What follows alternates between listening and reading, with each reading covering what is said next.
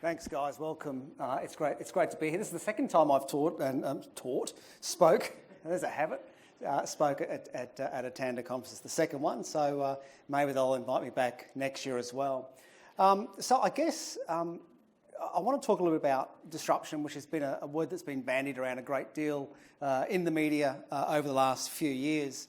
And I want to specifically talk about, rather than how, I guess, some businesses are approaching this period of change and disruption through, I guess, protesting or demonstrating, how else can we survive this period of disruption and change as businesses? This is me. Well, not technically me, but this is basically where I started my retail career over 30 years ago now. And I was a trolley boy for Big W at Strathpine, if everybody knows that area in that particular store. I dropped out of school into grade 10, and this is where my career started in retail, pushing shopping trolleys.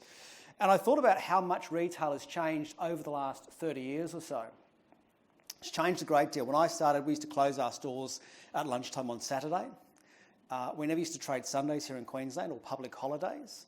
We didn't have scanning registers. We didn't have barcodes. Everything was price marked. We didn't have tap and go technology. We didn't have FPOS machines. Everything was the old click and clack. For those that are old enough to remember the click and clack machine. And things have changed a great deal. And I think the thing I'm looking at is not just how much things have changed, but also how quickly things are changing in the marketplace. And I often look at sort of Uber and what Uber has done in the taxi industry here in Australia. I look at what Airbnb is doing in the hotels and accommodation sector, and also what's happening in the retail sector. Retailers also facing their own level of disruptions and change. This is one of the key disruptors that entered Australia almost 2 years ago. Amazon's been here now 2 years at the end of this year, end of November, in fact. And the reporting back then, circa 2016, was Amazon's coming. It's going to decimate Australian retail as we know it. And I don't think that's actually taken place. They've been here nearly 2 years. I don't think we've stopped shopping, we've stopped going to the supermarket or stopped going to shopping centres per se. But what it has done in many ways has encouraged and motivated incumbent retailers, including big retailers, to probably step up and take notice and move forward more urgently. And I think maybe that's what the market was looking for. This is an example. This is Coles, and earlier this year they teamed up strategically with eBay. So now I can go onto eBay like I normally do, and I can buy stuff, but I can also buy my groceries. And that's a smart move. When you think about, retailers now looking to how do I blend my online and physical footprint, eBay has 11 million unique views every month, 11 million unique visits every month. I want to be a part of that action, and if I'm Coles, I want to be able to sell my product to that particular market. Woolworths are doing a similar thing too, and you may have seen this earlier this year. They've done 3 now, pure online sales only, half price freezer sales. And I was speaking to the guys at Woolworths earlier last semester, so halfway through the last half of the year. And I was saying, this is really interesting. How is it working for you? And they said, listen, the first one was an absolute disaster because we ran out of stock. But the other 2 have been really, really positive. And every time we do this, we recruit more shoppers to the online platform. So it's been a really, really smart move. Here's another one that's happened. You would have seen this. Westfarm is now in a position to start to acquire new businesses. They've acquired Catch Group. So Catch Group is a very big business. It has Groupon and other types of online platforms. 1.5 million active viewers. So if I own Target and Kmart and I'm thinking, how am I going to battle Amazon? Well, I need to start to buy online pure play platforms where I can sell my Target, Bunnings, Dan Murphy's products through Groupon, Scoopon, Catch Group. So while Amazon being a disruptor into the marketplace hasn't decimated Australian retailers, I think it's encouraged Australian retailers to move forward very quickly. Here's another example of how businesses are responding to change and disruption. Speed. Speed is becoming the currency of new retailers. And they know currently Amazon can't move fast enough. It would like to move faster. So they're tied down to the fact they probably haven't got the amount of fulfillment centres they would like at this stage. But that's a slow move. They're going to be here for a long time, and they're going to continue to build fulfillment centres. It'll become a viable market for Amazon when they can get that delivery time down to sort of 1 day or even less than 1 day. So already, Woolworths, for example, are teaming up with these guys. This is Yellow. And they've just expanded their trial of 2-hour order fulfilment here in Brisbane. They've been doing it in Melbourne for a few years and doing it in Sydney for a year. And they've just launched 6 stores. One of them is mine at Ascot. And I just timed it. I jumped on and checked the website out and said, let's see, what happens if I order my groceries? How quickly can I get my groceries? So the Ascot store is just down the road from me. It takes me 90 minutes to get groceries. So we've come a long way in online grocery ordering in the last 18 months. Once before I place an order, it would take me a day or next day to get that delivery. Now I can get it in 90 minutes. I can leave my office in the city, I can place my order on my smartphone. By the time I've gotten home, poured my first glass of wine, my order is getting delivered. And that's where we're seeing retailers go, well, how do I out Amazon? I can't beat them on price, I can't beat them on range, so I need to think more, intuitively or innovatively about how am I going to do this better. Here's another example of a disruptor entering the marketplace. This is Kaufland. Kaufland is owned by the Schwartz Group. They also own a company called Lidl. Lidl is like the Aldi version, and Kaufland is basically, I call it Aldi on steroids. It's a full-line supermarket and a discount department store all under one roof. They've got a site in South Australia. They've got 3 sites in Victoria. They've got sites planned for New South Wales and here in Queensland as well.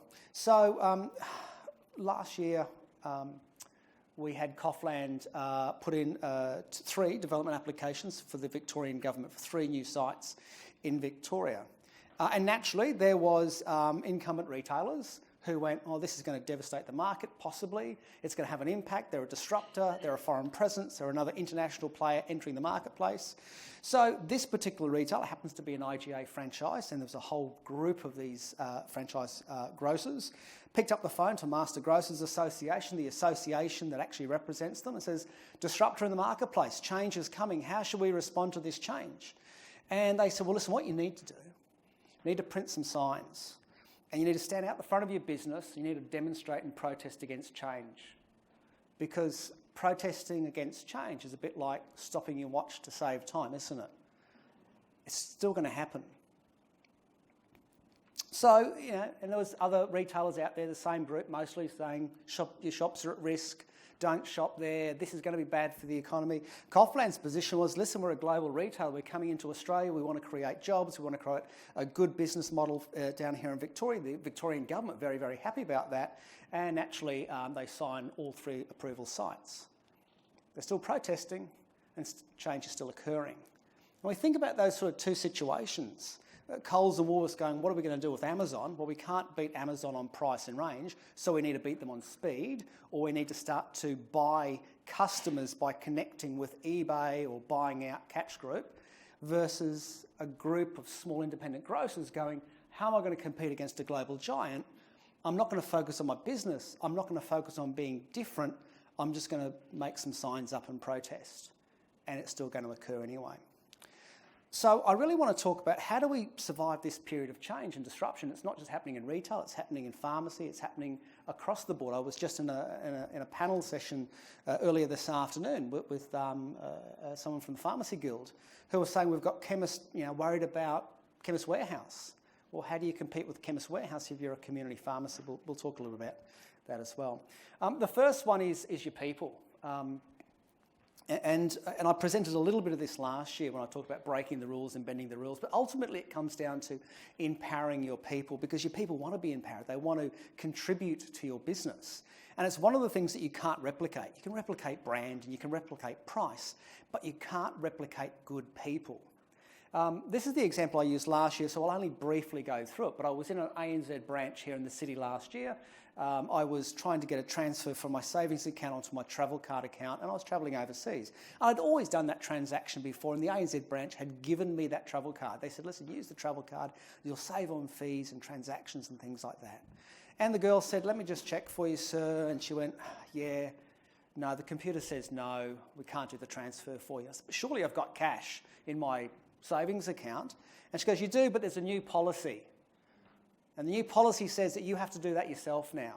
And I get it. From an accountant's perspective, I'm going, an accountant sitting in Melbourne has gone, look at all the transactions that take place in the branch. Which ones create value? So new mortgage, new credit card, new insurance. Which ones just take up time and no value?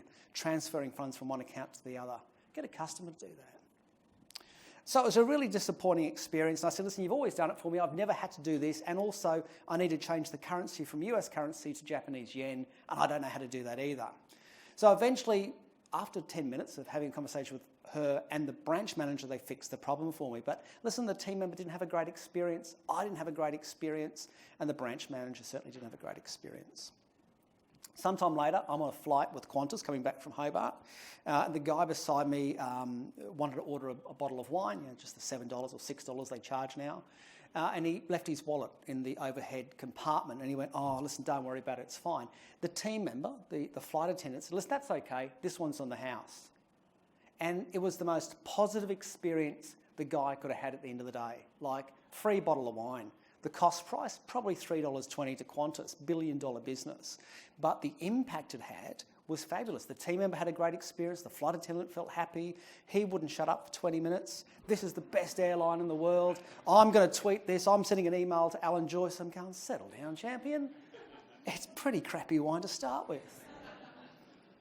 But it just shows, like, there's an example of empowering a team member to say, listen, just solve the customer's problem. Don't worry about the policy. But again, it also creates some challenges, particularly pharmacy. You can't go, well, listen, the prescription's only a couple of weeks out of date. We'll just let you break the rules. So take that into consideration. But a great way to sort of progress through this period of change and disruption is look at your most valuable resource, which is your people. The other one is find opportunities. And I love this quote from Edison. I just used it in the last sort of workshop, that opportunities are often missed because they're dressed in overalls and they look like hard work. It is. It's really, really hard work to find that point of difference in your business and really understand your customer. This is often what I see when retailers are looking to find their point of difference or look for an opportunity. And you guys have seen this as well. You walk through any shopping centre. I was at Pacific Fair a couple of weeks back. I was at Carindale last week. I've been at Chermside as well. And this is what I see as I walk through shopping centres today. Everything's 50% off, 40% off, 70% off. And that's not a great way to find your point of difference because everybody focuses on price, becomes this big spiral right to the very end.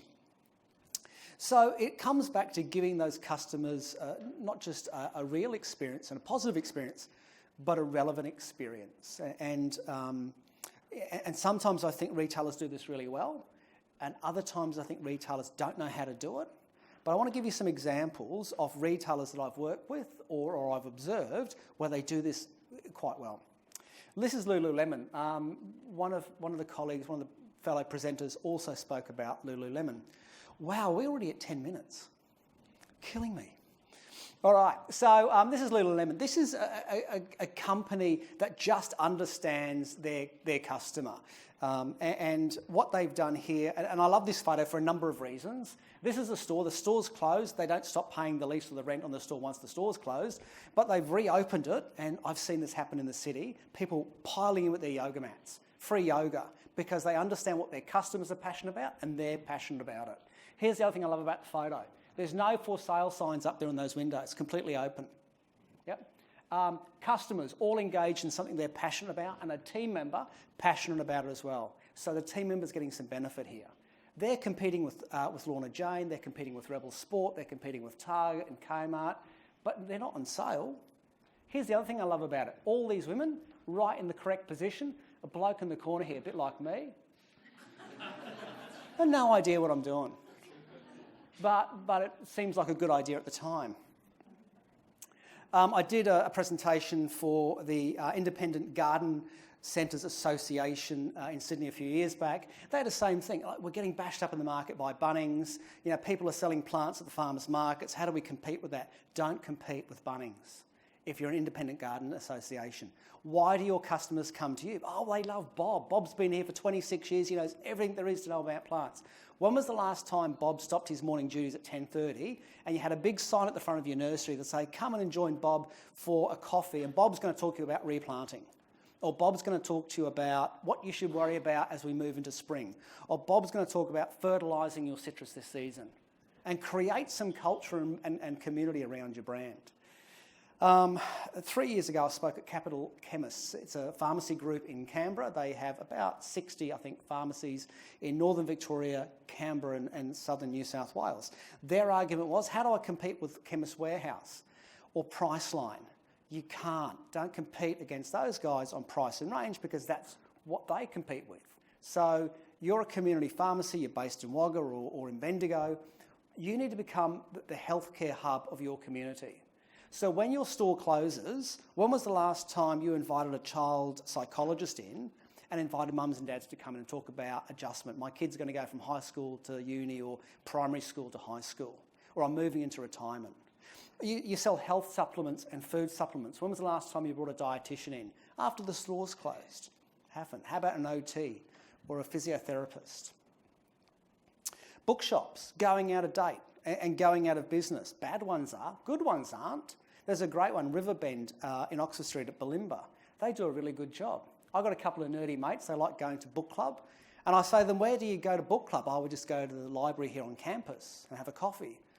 If I was running a bookshop, I'd be doing this. I'd be join us every Thursday night or every Wednesday night for book club. I'd be bringing in local authors. You may see local authors in a local shopping centre. I see businesses do experience poorly. News agencies. There's always some old guy with a pile of books on a card table at lunchtime in front of a news agency. People are just walking past him. We're too busy. But make it an event. Make it a VIP event. Close the business, get people to come in. Similarly, understand your customers. This is your third thing. Every customer is very, very different. We all have different needs and different wants and different values. Sometimes you can find your point of difference by just looking at your customer. And when I consult with industry, the very first question I ask is, who is your customer? And a lot of people go, I really don't know. I've opened this cafe or I've opened this bookshop, and people come in and they buy stuff and they leave. I worked with a physiotherapist with some master's students last semester, and he said, listen, I run a pharmacy, a physiotherapist business. It's at Paddington and Barden, that sort of area, so nice disposable income, nice inner city area. And he said, listen, in the mornings I'm really busy because I've got professional workers, they're coming into town, so they come in for their treatments. Sometimes it's a return to work plan. I'm busy in the afternoons, Barras boys coming in for their sports injuries, private school kids. But in the middle of the day, between 10 and 2, I'm really quiet. And I don't want to discount because I'm a professional service. And I don't want to split my shift because I value my team members. They're professionals. I don't want them coming in the morning, going home for 4 hours, coming back in the afternoon. So how do I fix my problem? So I and a couple of students work with me. I said, let's just look at free data to understand who is your customer. So Paddington Barden, we found, listen, it's about 50-50 equity split, male-female. The disposable income was high. A high proportion were professionals, so that all checked out. But then 25% of the population was over the age of 55, which meant they were retired, semi-retired or elderly. And there was about 5 residential care facilities in the area as well. And I said, what programs have you got for the elderly? I don't. I'm focused on Marist Boys Private School and return to work programs. Well, here's your gap in the marketplace. You've got a surrounding population, 16,000 people, 25% are over the age of 55. Put a program together. Go out and visit the care facilities, do some programs with the elderly. It's working really well for him because he now understands who his customers are. Cost him nothing. Manage your inventory. You can't out Amazon, and you can't out Chemist Warehouse on Chemist Warehouse, but you can certainly understand your inventory better. One of the things I often do is I work with the National Retail Association on industry awards, and I love doing the Young Retailer of the Year award. I just did interviews earlier this week with some young retailers that are going up for awards this year. Last year I spoke to a young guy who was probably about 25 or 26. He'd just been appointed to Target. It was a Target country store. And he turned up, and I think it was at Mount Isa, I believe, and he said, listen, the Target was okay. It was trading about 2% growth in last year. But I looked at my ladies' wear department, it was shattered, it was always out of stock. And then I looked at my toys department, had lots of markdowns, which was eroding my profit. So I said, well, let's have a look at your inventory. So he said, what I did is I took a photocopy of my store, I put a grid line on it, and I measured it out, 1 metre grids. And I walked around my ladies' wear department, and I realised my ladies' wear department had about 18% floor space, but it was generating about 25% of my store sales.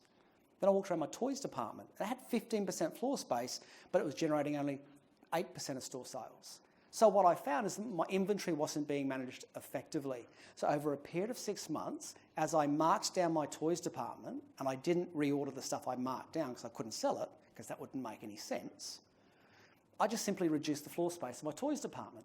I increased the floor space of my Manchester homewares, children's and ladies' wear department. Now, my ladies' wear department has 25% floor space. It generates 30% of my store sales. My toys, no markdowns, great profit, small floor space, small contribution of sales. So he's changed his entire business by just looking at his inventory and managing it differently. He's now got double-digit sales growth and great profit. Cost him nothing but simply walking around his store and managing his inventory and space. But businesses are doing this. This is this is Kitchen Warehouse. They're a Perth-based company. They're also one up here at North Lakes in Queensland. You can see 12,000 kitchen gadgets. Like, I had no idea you could get 12,000 kitchen gadgets. I bet my ex-wife does. Stop it. But only about half are in store. So that makes sense to me. I'm going, yes, I want to have a great range, but I don't want to carry all this inventory. But what I want to do is I want to blend that digital and physical footprint. So at the end of every aisle, I've got a little touch screen. So if I particularly want a blender in a particular size or a particular colour, I can order that centrally, have it clicked and collect or delivered to the customer's house the next day. So great range. Call myself a warehouse, but I've really only got about 6,000 products in my 12,000 range available at store in one time.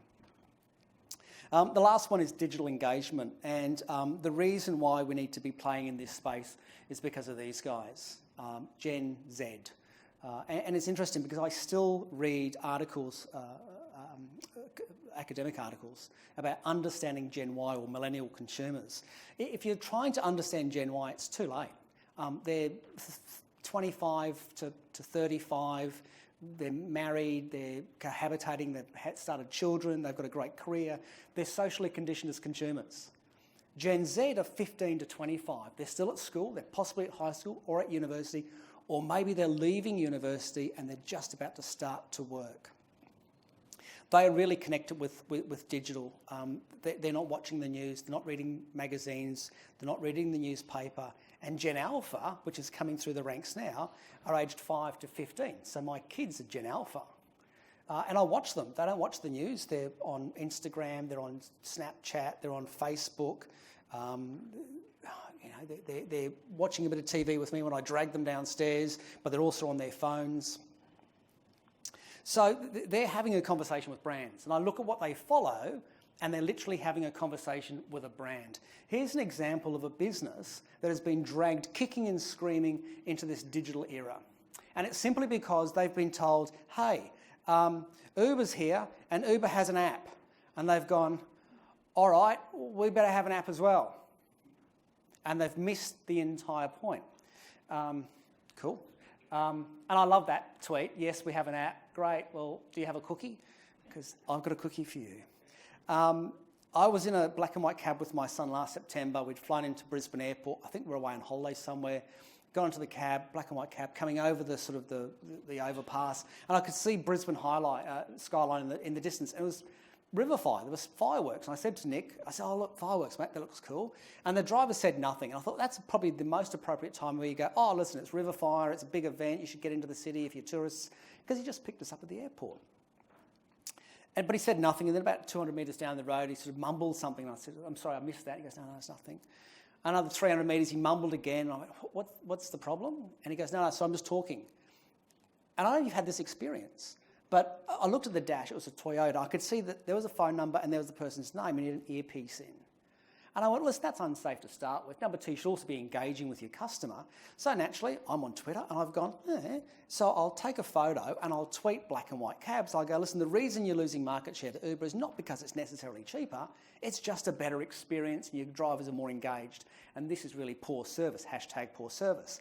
To this very day, I've got no response. So before I prepared for this presentation, I thought I'd just double check black and white cabs to see how they're going in this digital age. And some of these comments date back to 2013. And here's the most important thing I find. So there's no response. There's no conversation. And this is a conversation about, well, you need to connect. And whether people are saying good things about your brand or saying bad things, here's an opportunity to fix a service failure. Connect, respond. And some do this really well, e.g. Queensland Police Service. I know you guys follow them. I love them. Like, they'll be serious sometimes. They go, don't cross roads, flood warnings, please be aware. And then they'll have a crack at this stuff. And I just think they've got it. They've nailed it. They've understood that digital is about having a conversation with your customer and engaging with your customer.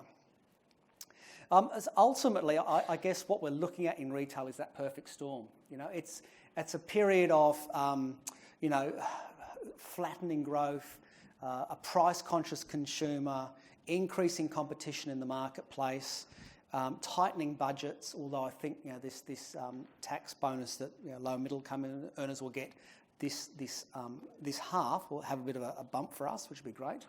But it's disruption and change, and it's going to continue, and Coughland will enter the marketplace, and I suspect Lidl will come in too, and Lidl and Coughland have been trademarking their brands for many years in Australia. I think the retail landscape will continue to change. But I also look at stores like Lululemon and RM Williams, and I go, I don't foresee them discounting because they've built community around the brand.